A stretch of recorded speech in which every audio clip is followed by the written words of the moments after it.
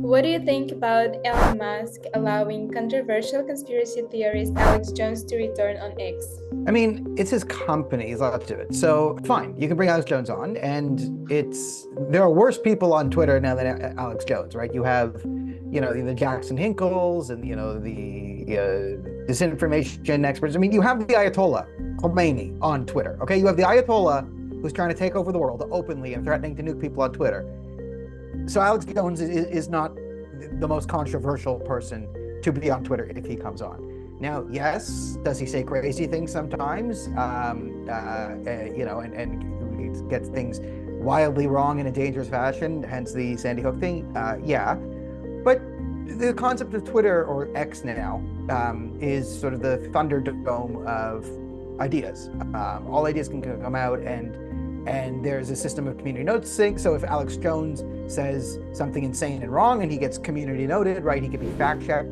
So I think the way Twitter is set up now, opposed to when it was kicked Alex Jones off, is fundamentally different, right? Twitter is different than all the other social media platforms in the sense that their fact-checking system is actually community-sourced and very open, whereas Facebook and Instagram have sort of these sort of fact-checkers, and during like the U.S. election, there are certain keywords you would just get deleted from. Like, we lost our entire YouTube channel, the National Telegraph, for just covering the American election. Like, we had to start a new one, and we weren't even election conspiracy deniers. We didn't mention any of it. We were just covering, this is Pennsylvania, this is Ohio, this is whatever, and there was a massive censorship. So Alex Jones will come onto Twitter. Does he get things wildly wrong sometimes? Yes, you can community note him. Does he get some things right, but say it in a crazy way, a la the frogs turning gay? Yes, there will be screaming about frogs.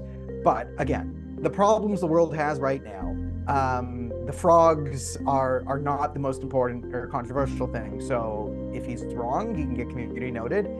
And if he's right, then people have the right to be on there. And I think no one here really thinks Alex Jones is like not Alex Jones at this point. I mean, we all know what it is, and he should be allowed to say things. And if this is, I think this is what Twitter wants to do to differentiate itself from Facebook and Instagram and this. So I'm not against this. This isn't my number one crusade in the world, getting Alex Jones back on Twitter. But in terms of bad actors on social media, I mean, any serious conversation has to start with like cyber armies of the Iranian Islamic Republic regime, China, these Russian, state-sponsored disinformation activists. This is where we should be. Whereas Alex Jones is a character, and yeah, you can like him, you can not like him. There's radical communists on Twitter. There's, again, there was the banning Trump off of Twitter. That was ridiculous. So I see this as fine, good, and if you want to complain about Alex Jones, fine, you're allowed. Get on Twitter and yell at Alex Jones.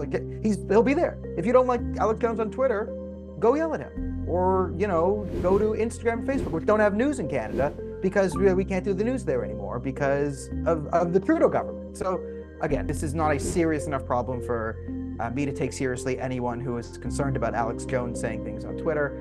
And if people, if they're worried about young minds getting corrupted, I have at least a couple hundred people I could find you on social media platforms with that are more problematic in terms of nonsense indoctrination than Alex Jones right now. So you think there are no potential destructive consequences of him being back on X?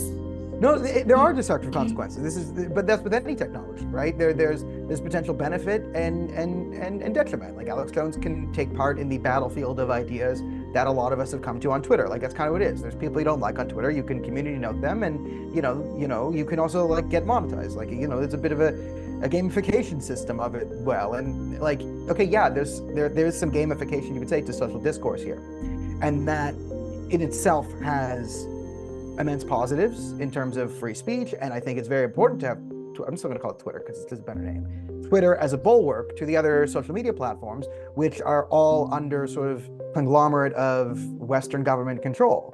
And all governments, not even just Western government, they're sort of like the world governments, and the West has sort of gone in this, have sort of gone into the other social media platforms. And I mean, in order for Google and other tech companies to operate in China and Russia, they have to make concessions and deals with these governments. And instead of standing up for our values and making sure that these social media platforms are free and open, our governments have sort of gotten bed into the censorship and fact checking and listen, if the liberals get their hands on the internet, of course they want me to not be able to say, this is why the carbon tax platform the Liberal Party put it out doesn't make any sense. Here's where it doesn't connect to reality, right? They want to have the ability to fact check me and take that on or off, right? So you have that whole system, which is the danger of no free speech. And then you have, the Twitter, which is, okay, Alex Jones is going to say something crazy. He's Alex Jones. Put him on Twitter, give him a phone and a microphone and a camera. He's going to do something silly. That's going to happen. But life is about trade-offs with anything. And this is one of the conversations that we have that we deliberately avoid in politics is no action is purely noble and has good intentions purely. Like all technology decisions have, especially when you get to, high level decisions, right? If it's a one-time decision, but when you deal with, thousands, tens of thousands, millions, Twitter platforms policy, there are positives and drawbacks.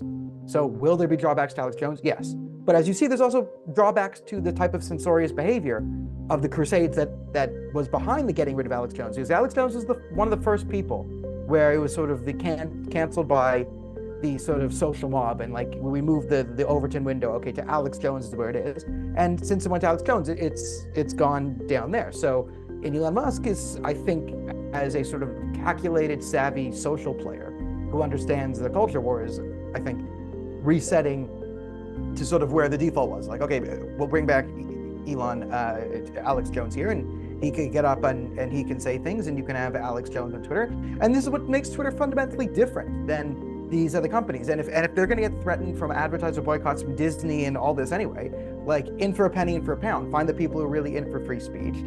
Any advertisers who are going to give you millions of dollars only to threaten to leave millions of dollars, because that's how you can get leverage of people, that's destructive long term. So you could say Elon Musk gamble here is long term, take a risk, go full in on free speech. And again, if he already has the Ayatollah Khomeini on there, what are we Alex Jones, like, what are we talking about here? Like, when authoritarian governments who suppress Twitter in their own countries have Twitter accounts and use those Twitter accounts to propagate literal authoritarian communism, fascism, Islamism, fill in the blank, that's the big problem of these people on Twitter, and like, foreign governments manipulating the algorithm with, bot farms and this and that. Like, that's, I would say, the primary danger. And, secondary danger of free speech is some people will hear something they don't like. But again, Twitter is fundamentally different now, as it has community of fact-checking system. So if you really don't like Alex Jones, but there's a lot of people who don't like Alex Jones. So anything Alex Jones says on Twitter will be absolutely under a microscope and can be, thoroughly debunked. So is this a good thing now for Alex Jones to maybe have, a live fact-checker platform where maybe Alex Jones will be a little bit less crazy than he could be with just putting stuff out and going there? Because, we'll see.